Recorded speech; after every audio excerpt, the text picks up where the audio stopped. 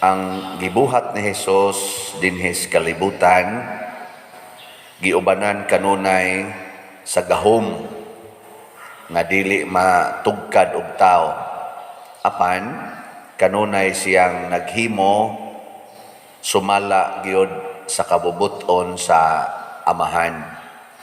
Munang niingon siya, gamhanan man gyud kayo ang Amahan, pero ang nagmando nining kalibutana ni kontra man ni Hesus niya dili gud unta to kapiog sa iyang gahom, pero kabubuton di ay sa Amahan nga mo pailawom si Hesus sa gahom niining kalibutana sa nagmando. Kay bao ba mo kinsay nagmando aning kalibutana? Ibaw mo? Wala. Kanang kaaway ni Hesus nga mao'y naghari aning kalibutan, ang yawa o ang mga instrumento sa yawa. Nga kaning mga yawa dinhis kalibutan, mupatay gid ni sila sa mga kaabin sa Ginoo. Munang si San Pablo sa unang pagbasa, bisan pas ilang nindot kay gibuhat, gibato yun. Patay giguroy naguto siya, murag irong patay ba nga, giguroy, gilabay nga to sa gawa sa ilang koral sa syudad. So, mupatay yun. Muna ka na mga tao nga maglagot kung sultihan sa kamatuoran, kauban na sila sa nagmando aning kalibutana. Kamo, dili ba mo maglagot kung sultihan mo sa tinuod? Dili. Panalitan, asawa ka niya, musulti imong bana nga na siya'y kabit. Maglagot ka, dili. Nitugan siya tinuod. Niya, maglagot, dili. Maglagot gani ka, naapil ka aning kuana, nagmando aning kalibutana, nga mao ang iyawa, maglagot gina sila. Kana ba yung pagtugas tinuod? Kuan ba yan na? Nang Diyos nun ba yan na? Kay ang Ginoo, kamatuoran man. Di ba? Muna, nindot kay nang mutugas tinuod imong bana nga na nakoy duha ka bukabit day. Nya unsa may mo isulti unta kung Diyos nun jud ka moingon jud ka, congratulations ha kay matinud-anon kay ka. Ana. Nya agas din imong luha. Kay ang gusto Ginoo nato unsa may kabubuton sa Amahan, pasaylua ang nakasala og kapituan kapito. Nya unsaon nimo pagpasaylo og dili mo tugas tinuod? Pero nindot ka ng mutugas tinuod, unya mudawat sad sa kamatuoran. Nang litan, mga asawa sad karon, mga bit naman sad. Nindot kayo, bana ka, nga mutugan imong asawa nga, nakapangabit siya. Nga makuan ang kaning, na may usahay gaan kay kamot ning lalaki, tamparusan, ikatamparos, mawingig imong naong asawa, ayaw, reklamo. Dawata lang kay kamatuoran man sa nga matamparusan gyud ka kay gabuhat man sa dili maayo. Ang ako lang ning isulti dinhi kay gahapon akong gi-suspenso ang mga sasing kids kay humana mo hatag sa ila kunuhayng premyo atong siging panglimpyo dito Luyo. Akong tagaan sila o dako-dako nga kantidad kay haron malipay, alipay gyud kay sila. Lakaw din ngadto. Nya pagka udto-udto na dito ko sa akong kwarto sa taas, makita man na sa Luyo, saba man kayong mga bata nako ngano karon sila. O may tao dito sa Luyo. Ni nanughit sila o kanang lubi, ilang pangnughit ba? Natanaw na ko katong murag guwang-guwang na nga lubi, ilang paningkamutag buak niya gahi naman, ilang inom ang tubig niya, labay, dughit naman. Antod yun, nangahurot kitong lubi nga gahi-gahi.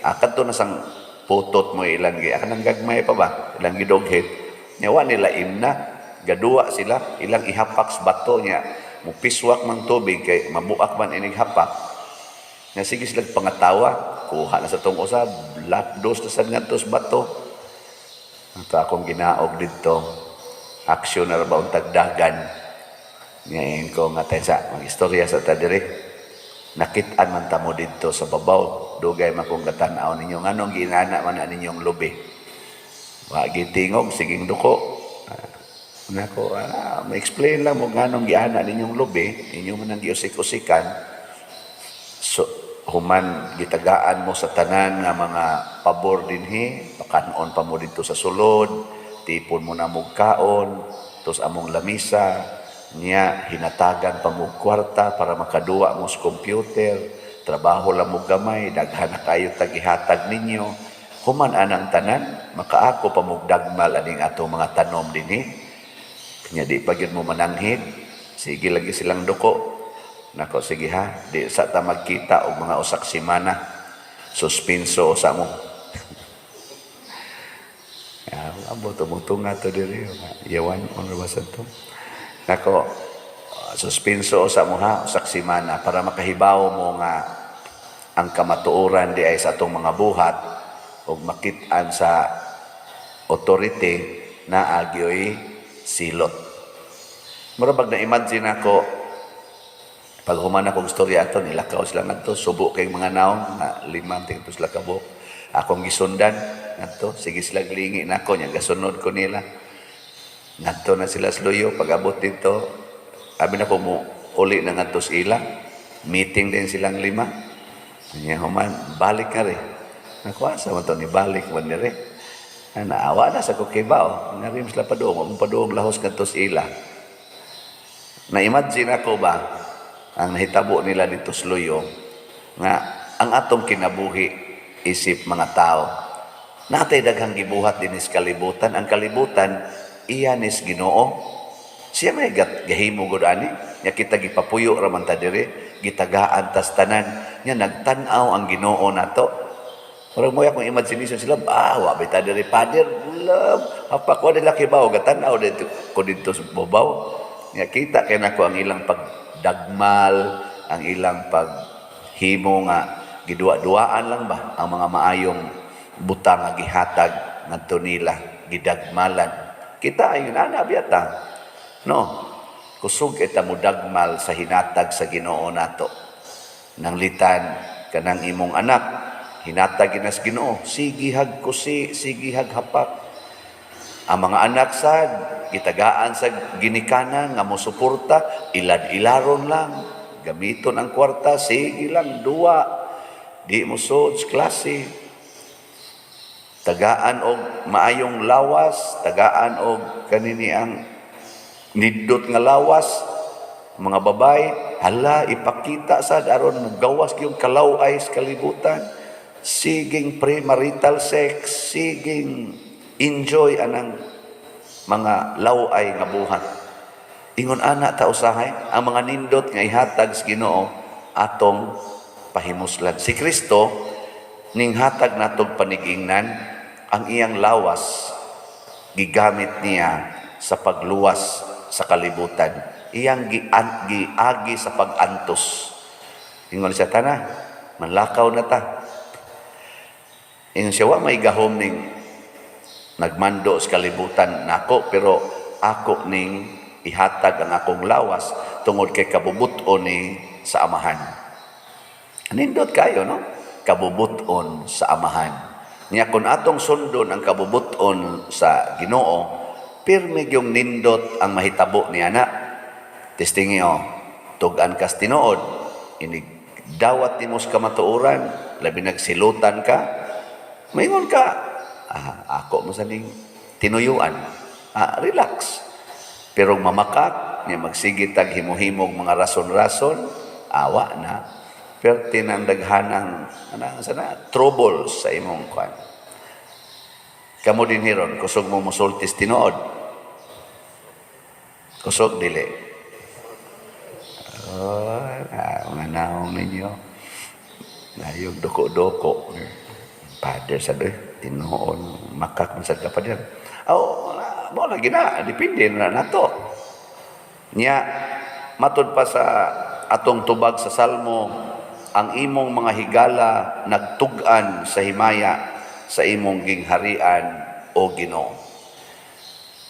Ang atong itug-an kanunay mao ang himaya sa gingharian, ang gahom, ang kabubuton, ang kanindot sa gingharian sa Ginoo. Mabita ng dinhi sa atong kuan, dinhi sa atong parokya, kaning ako gining i-announce ang mahalin nga slots, kanang mga project nato, kay nga naman nagtug-an man ni siya nga kita mga higala sa Ginoo, kay ni apil man ta sa pagtukod, pagpalambo sa iyang simbahan. Si Kristo sad kaning iyang pagpalansang sa cross, symbolic po na sa dako kaayong gugma sa Ginoo para nato. Muna ang cross ato ginang ibutang kanunay center sa atong altar. Kay nindot kay nga symbol ba? Dito sa inyong balay, sa inyong kwarto, sa inyong gibutang nga picture. Kamo mga asawa, na mo'y picture sa inyong bana. Nagdada pa mo?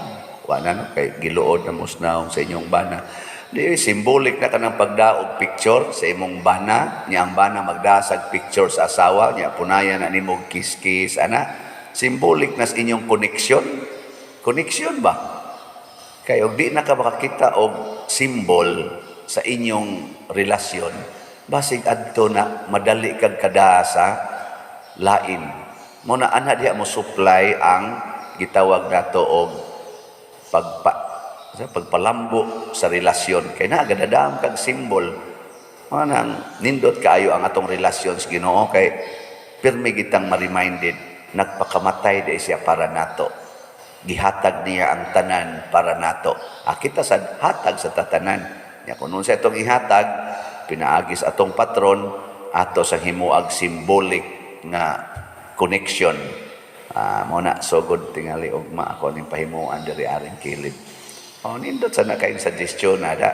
Kay mo feels kuno sila ba nga. Di ko na siya gyud ingon nga himuon na tong tuo-tuo, pero ang symbolic nga dako kay tagpagtuo nga naa diha ang presensya sa Ginoo sa atong gibuhat nga connection. O pinaagi ni ana, makaklaim kita, we are part sa daghan kaing tao, kabahin ta sa daghan kaing mga tao nga nagsigig palambo niining lugar nga atong simbahanan. O kining maong lugar, mahimo sa ding atong simbahan nga simbol sa dakong gugmas Ginoo nga nagpaambitay sa atong mga grasya. Tibuok kalibutan na atong mga Cebuano nga mga speaking people, tibuok kalibutan mi tampo sa ginagmay o dinagko nga paagi. Mao na siya ang nindot nga mensahe sa usa ka simbahan, ang pag-inambitay. So inaut unta kita sad makaingon ang imong mga higala nagtug-an sa himaya sa imong gingharian o Ginoo.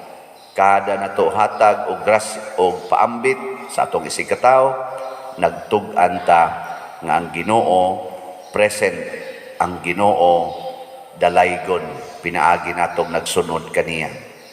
Manindog ta.